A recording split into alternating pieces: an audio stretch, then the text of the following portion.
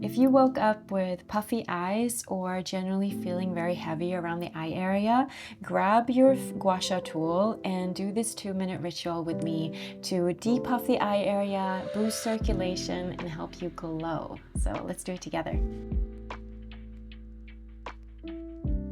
So we're going to start by applying a little bit of face oil.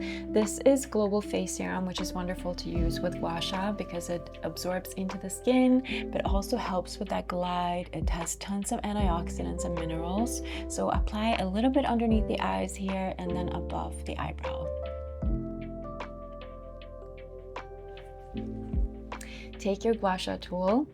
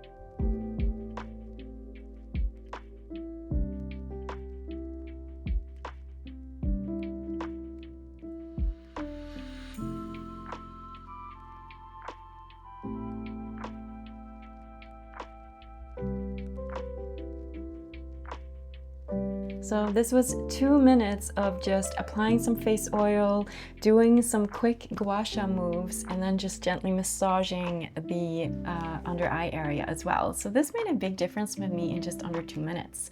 So thanks for watching, and I will see you in the next one.